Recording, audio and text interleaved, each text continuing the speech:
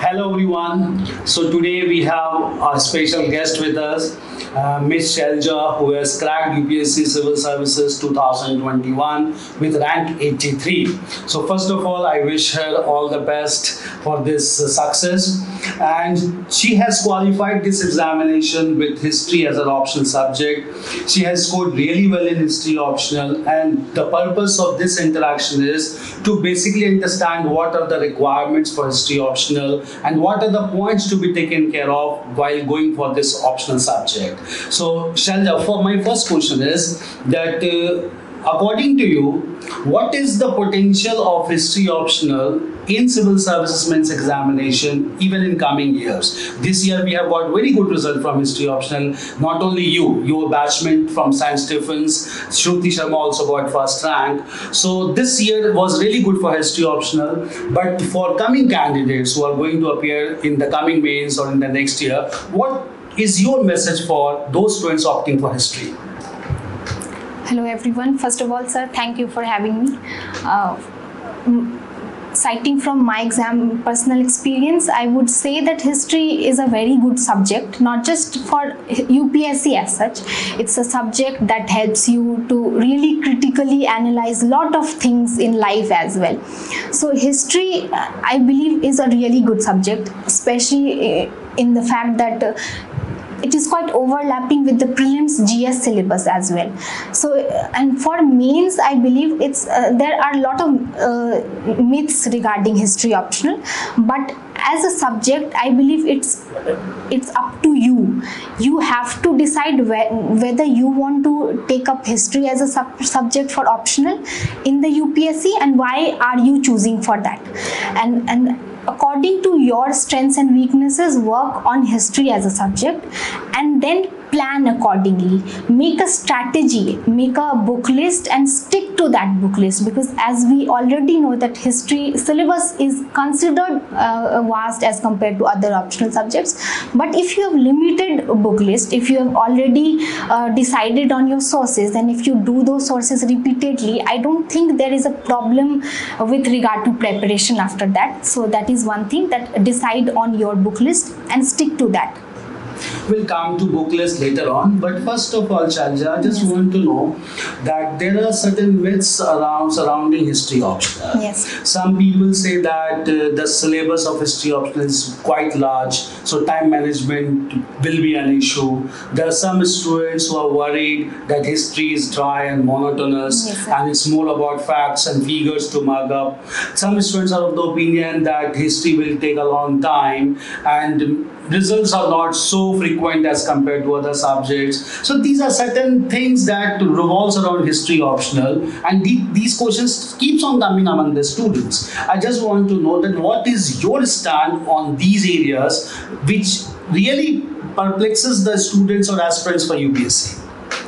So, sir, I think if somebody has chosen on history as their optional, if they have interest in that subject, I don't think that vast syllabus would be an issue, because it is quite engaging. It is something that will help you to really get over uncertainties also during the preparation. That is something that you find very interesting.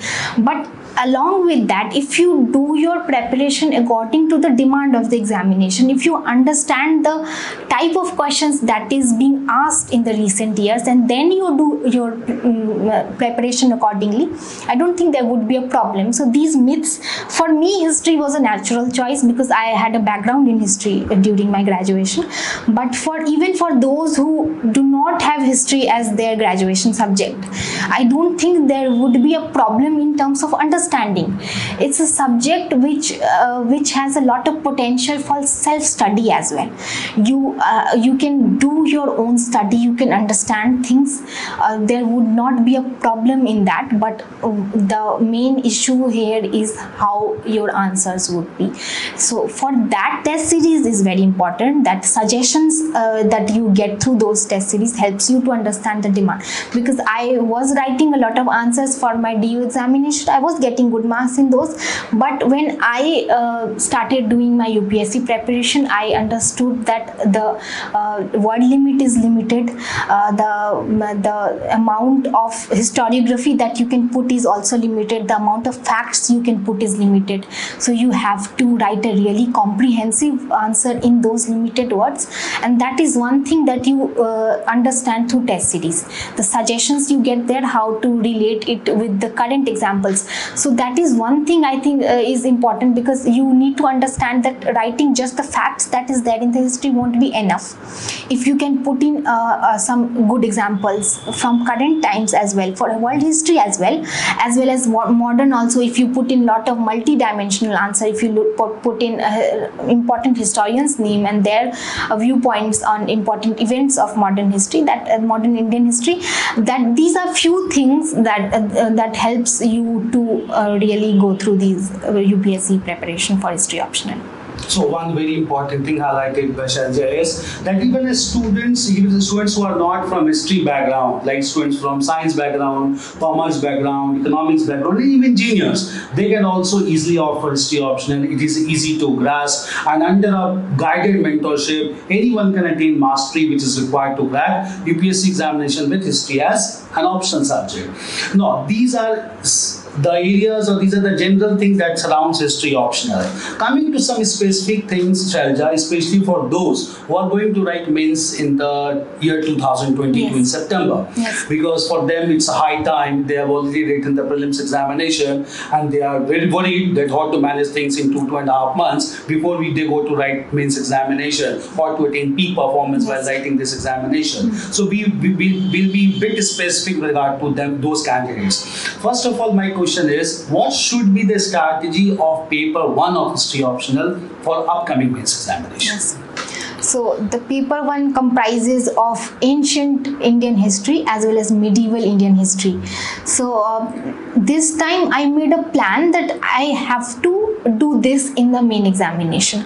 So for me, I knew that there would be a map in the history optional for around 50 marks. Yeah, for 50 marks. So you need to work on that map. This time I did 2 sources. Last time I just did the self-study history map material. This time I did map entries for history optional as well as his self-study history. And these 2 sources did help me to get map entries correct. So work on your map in the ancient Indian history part. Along with that, there would be a compulsory 5 questions from medieval Indian history part. So you have to do the whole syllabus for medieval Indian history. So this time I planned on doing 2 questions from medieval Indian history plus that compulsory question, and 1 from ancient plus the map. So I zeroed in on this plan. So this is one thing. That anybody could follow. You already know that you have to do the map medieval whole syllabus. So you can probably work more on medieval Indian history plus important syllabus part of ancient Indian history. That will help you to also limit sources. This is one thing that also burst that myth that you have a lot of syllabus and vast syllabus. So these are few things that you can work according to your personal plan during the preparation. So very important, rightly said. See, this is a very important aspect that has been highlighted by Shailja, that in paper 1, there is always a confusion that the students do plan that they will write 2 questions from ancient India and 1 question from medieval India, or 2 questions from medieval and 1 from ancient, apart from the main compulsory questions. Which she has highlighted a very valid thing, that anyway, you have to attempt 5 short notes which are compulsory, that is question number 5. And since those 5 questions are spread across the whole syllabus, obviously you will have to master the medieval Indian history. So if you are mastering the medieval Indian history, it's quite rightly suggested that you should write 2 questions also from medieval India, and that would make it much easier to select 1 question from ancient India and the remaining another question, compulsory questions from map entries. Shailja, I request you that students who are worried about this map entries, and in order to score high marks in paper 1, it is very important to score very good in map entries. So anyone who scores good in map entries, that they correct 17 to 18 sites, their score would be around 150. clear? And to cross 300 mark, that is mandatory. So you can just elaborate a bit more on your approach on map entries. Yes, sir. I think, sir, working on the locations, so that map entries for history optional has grid pattern type of maps that helps you to really have an accuracy in map entries. Along with that, I think it's regarding the revision part. So don't leave the map after prelims. Start doing it during the whole year of preparation. So if you've already planned on your optional subject, which a lot of candidates do, so then start off doing your map. These are two sources I refer to, as I already mentioned in the video. Along with that, you can refer to any other material as well.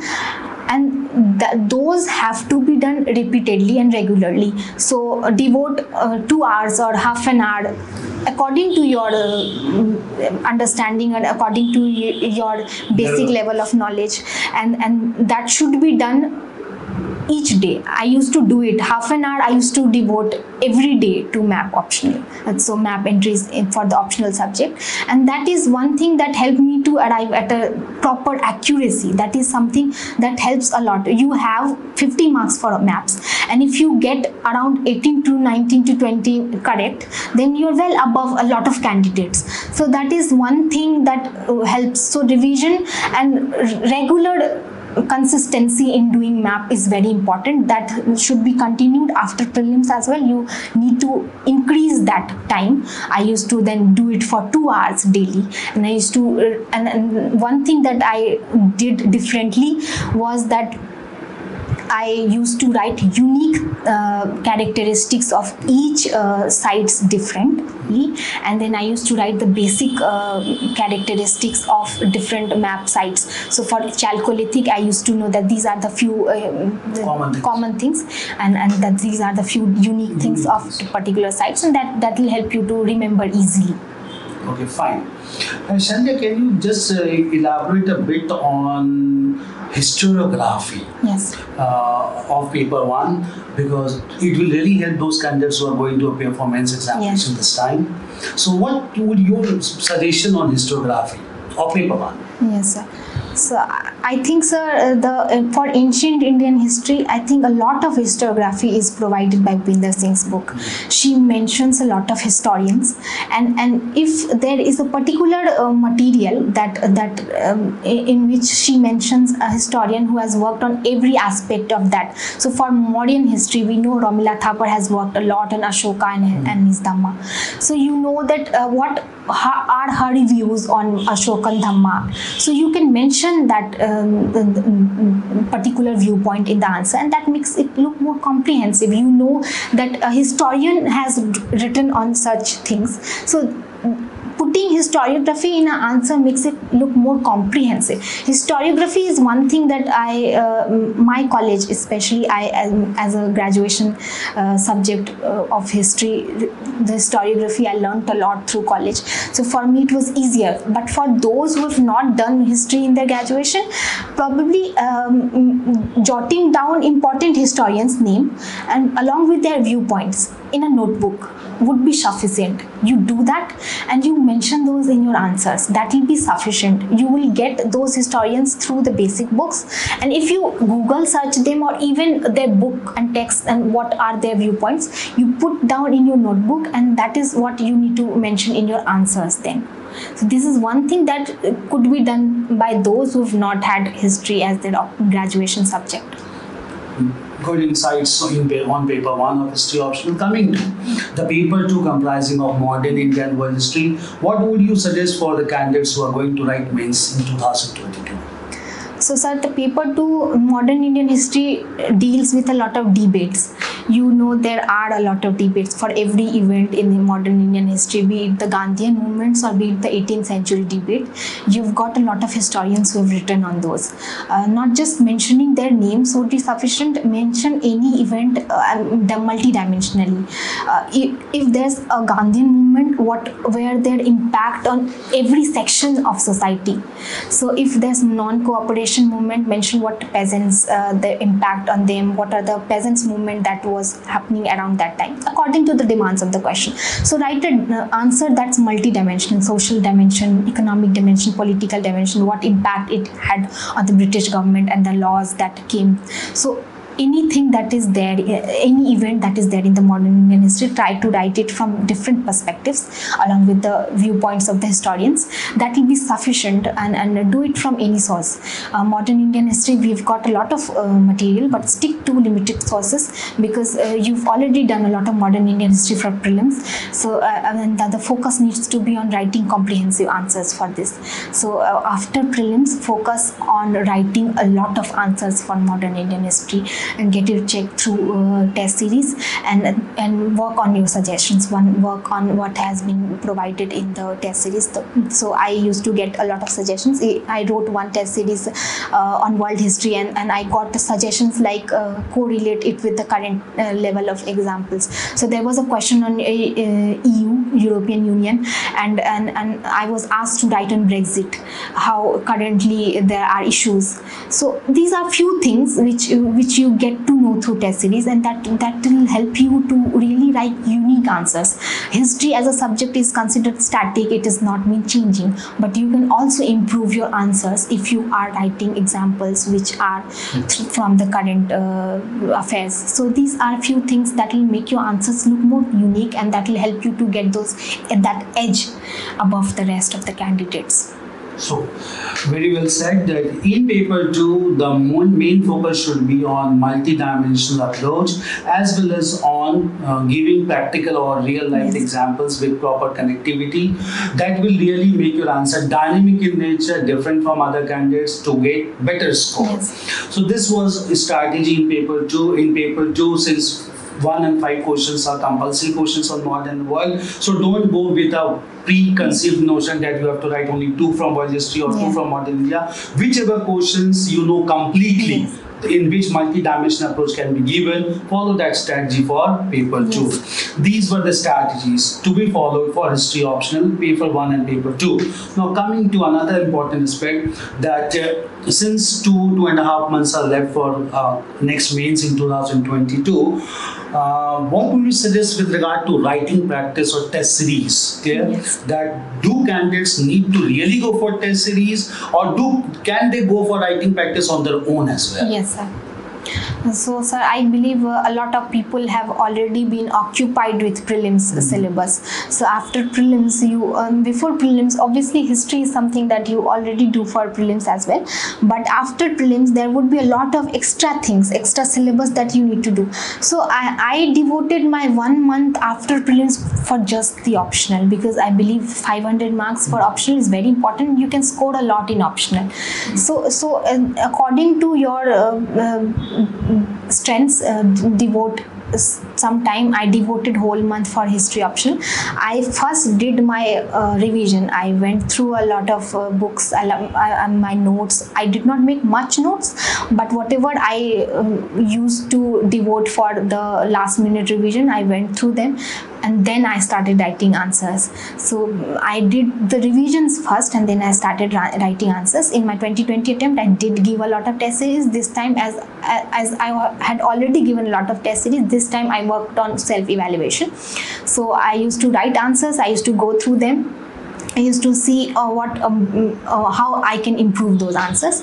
That is one thing you can work in this time. So some time needs to be devoted to optional subjects. So devote that time, work on that subject, and also go through toppers answer sheets. If you feel that there are few things that you can incorporate from those answer sheets, you can take up those things and you can incorporate those in your answers to make it look better, to make it look comprehensive. Plus, go through the previous year questions.